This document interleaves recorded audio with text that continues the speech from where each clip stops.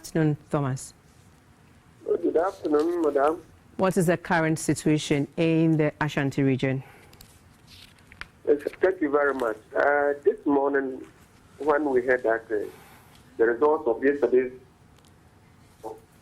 caused destruction to life and property, we quickly went to the brand new site where the destruction was massive. In fact, people were counting their losses as a lady and a gentleman saw almost all their property washed away in that unfortunate incident last night. In fact, they spoke to us, and what they were saying is something that everybody will be interested in, because sometimes those who have money do acquire land at a place where they are not supposed to put up their buildings. And in the resultant action is that people who are downstream will always suffer. When we spoke to the woman who was in charge, and then another man whose building was also affected, they were all pointing to a fact that people or somebody has just acquired the land upstream, and he has just blocked all the water that is flowing downstream. And that is the cause. And we asked them whether they are taking any action. But they said that they have reported to the KMA, they've reported to areas that they think they can have solutions, but they are not getting the results. Then when we went to the Bandi side, another area where the KMA chief executive himself, he used to be the one in charge of the whole Kumasi, was also a victim. But what he told us was that at the time he was the chief executive, he detected that people who were building downstream, and then those who have acquired a land upstream, if they allow them, the result will be what we are witnessing today. So he used all the powers that he had at the time to stop that person from developing the land. Unfortunately, when he left office, that guy maneuvered himself to acquire that land. And ever since, he has just narrowed the drain. And because of that, anytime there's a rain, he will suffer. And when we went there, it was a disaster for you to see the whole chief executive wall being washed away, broken down, and has just employed people to clear the debris away. But he said until Ghana has some political will, but he stressed on it that political will be the answer, because people who have power will always use the power to acquire land and unauthorized places. But when they develop the area, the ordinary man will suffer. So he said that guy, he knows him very well, but because he now has power, there's no way they can stop him.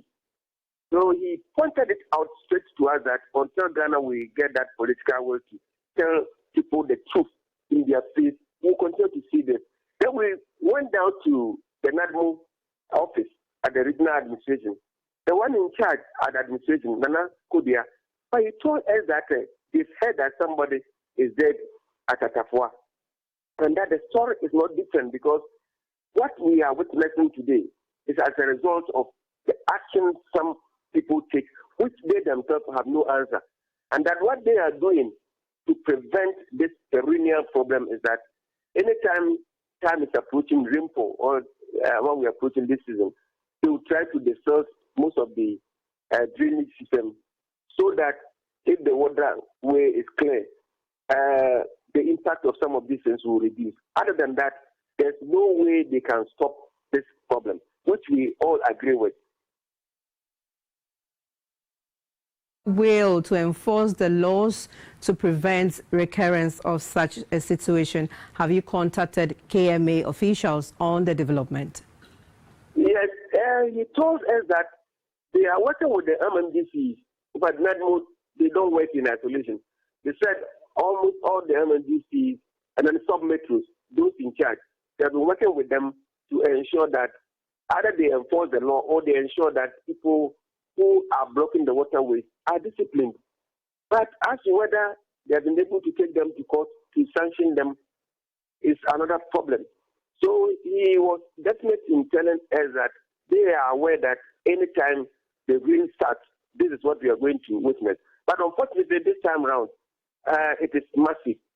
Previously, you see one or two areas, but yesterday, when I went round, around 8 p.m. Most of the vehicles were caught in flooded water. They could not either move or they had to reverse to their destination or to their base. I was a victim myself. So, Madam, it is something that KMA Chief Executive or former Chief Executive pointed it out that until this political will, this courage we gather, we will continue to witness this. Because people will continue to acquire the land at the wrongful place because they have money, because they have power, because they belong to political parties that are in power. They will continue to do this, and we will continue to suffer. So the laws will be there. They cannot even enforce it. You take somebody to court because he has money, you just maneuver his way out, and then get away. So we are all victims. Okay, Thomas. Before I let you go, what are residents also doing in the meantime to prevent such situation from happening in their community? Yes. As you see from the pictures, the residents who are victims, they are claiming that when they were going to acquire the land, the areas were safe for them. But until later, when those who have money came around to acquire the upstream, because some of the areas were not supposed to have been sold at all. So they are saying that they will just acquire the land at a time the place will be safer for them. But because of politics, those who have money will go and then acquire the upstream, and then they have no answer.